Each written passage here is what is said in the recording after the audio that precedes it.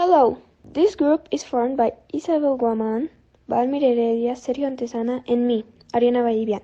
We will present what is limiting reactant and present yield. What is limiting reactant? When we have two values with an answer, in this case, A plus B equals C. The one with less amount will be the limiting reactant because it limits the final product.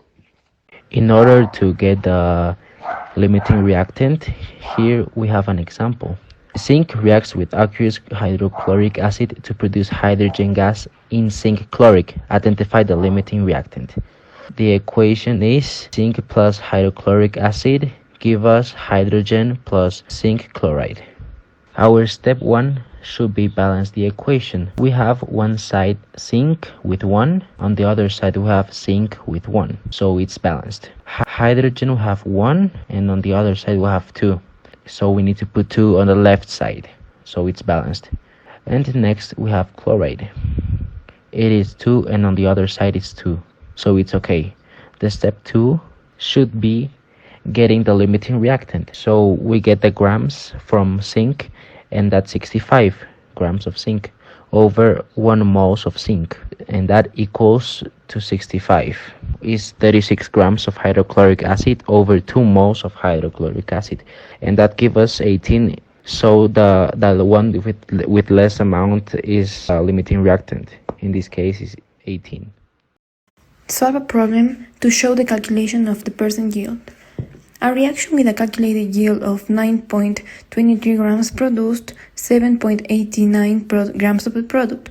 What is the percent yield for this reaction? The percent yield is calculated by dividing the actual yield over the theoretical yield times 100. The actual yield is the amount of product obtained from a chemical reaction, and the theoretical yield is the amount of product obtained from the stoichiometric or balanced equation using the limiting reactant to determine product. In this problem, the actual yield is 7.89 grams and the theoretical yield is 9.23 grams. You divide them and multiply by 100, and that will give us 85.5%, and that is calculation to the percent yield.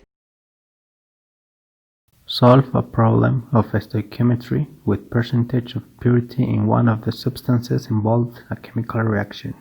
The problem says shells contain calcium carbonate as well as other minerals. Farah wants to know how much calcium carbonate is in the shell. She finds that the shell weighs 5 grams. After performing some more experiments, she finds that the mass of calcium carbonate in the crucible is 3.2 grams. The mass of the crucible is 0.5 grams. How much calcium carbonate is in the shell? Step 1. Find the mass of the product. The total mass of the product is 3.2 grams, but the mass of the crucible is only 0.5 grams, so we have to subtract 3.2 grams minus 0.5 grams. That gives us the mass of the product, which is 2.7 grams. The step 2 is to find the mass of purity, and the formula to get the purity is mass of the compound over the mass of the sample times 100. That gives us the percent of purity.